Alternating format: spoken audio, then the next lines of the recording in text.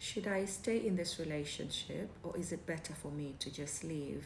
Should I continue working in this company, or is it better for me to look for a job somewhere else? Should I continue working on the relationship with my mom, even though it just seems quite futile? Or should I just cut off communication with her?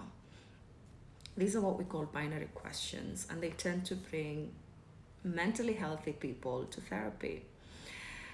And usually, for those coming to seek help, they've sat with the question, they've thoroughly tried to analyze it, they've thought through it, they've pondered over it, they've spent a lot of time on it, and they've felt challenged, confused, overwhelmed. And so now they need some help in making that decision.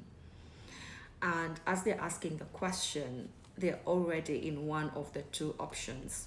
So I'm already in the relationship, but I'm wondering, things are really bad in this relationship. So do you think it's better for me to leave?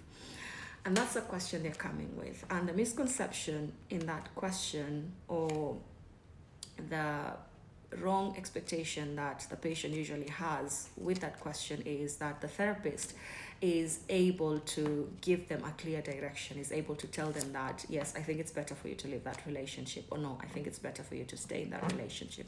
That's not the job of the therapist. That's not the goal for therapy itself. The goal for therapy is to empower you to be able to have all the information that you can get, to be able to make an informed decision, to be able to make a choice for yourself. Because the therapist doesn't know that if you stay, it's going to be better for you. They can't tell the future. They can't tell their own future. So there's no way that they can tell yours. So that question itself, being posed to the therapist, is usually very wrong. And so the first thing is to understand what the question actually means for the patient or for the client. What does it mean when you say, should I stay? And what does it mean when you say, should I leave? And so now you start collecting all the information that's there. And what is usually common in both questions is that there are advantages and disadvantages of staying, and there are advantages and disadvantages of leaving. And that's why the question itself is very difficult to answer.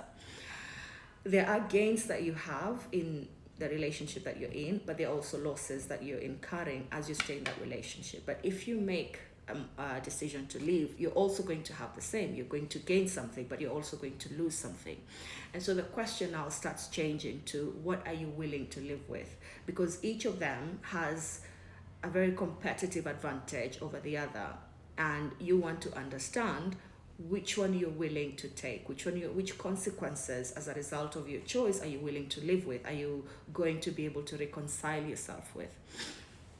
And so when you're in a relationship that's miserable, that's not going well, it's very easy for you to start only looking at the negative things that are going wrong and forget all the other positives. And so in the relationship, you're going to only see how you've lost yourself. You're going to see how you haven't done anything with your life. You're going to see how you've lost your sense of independence, your sense of autonomy. You've lost your self-esteem. Perhaps you've lost friends. And you're going to count all the things that you're losing in that relationship. But therapy is going to help you see the other part as well, what you've built in that relationship or in that company. They're going to look at what you've gained as a result of the things that you've built. Maybe it's a relationship, you've built wealth with the person, you've built a family, you've built a social status, and there are privileges that come with all the things that you've built with this person. And so you have to see both of them, and you have to put them on a scale, and on the other side you have to do the same. So if you leave, yes, you might gain your sense of independence, but then you won't have your financial security. Yes, you might gain your sense of autonomy, of your self-esteem, but then you don't have the privileges that you had when you were married to this person, for example. And so the process is usually long, because you have to sit and assess and analyze all of these parts of the decisions, of the two choices that you have to choose from, or you have to decide from. And so if you're struggling with this, if you're somewhere in your life where you have to make this binary decision and you find it difficult, or you're getting confused about it, you might want to talk to a friend. You might want to perhaps speak to someone who might have experienced the same thing or gone through the same thing to gain some insight. Or you might just go to therapy for someone to help you through that decision, so you're able to know what you're getting into, because either choice is going to leave you with consequences, it's going to leave you with losses, and will also give you a gain. Now, with the losses, you have to actually grieve through them. You have to allow yourself to feel sad over the things that you're going to lose based on whatever decision that you're going to make.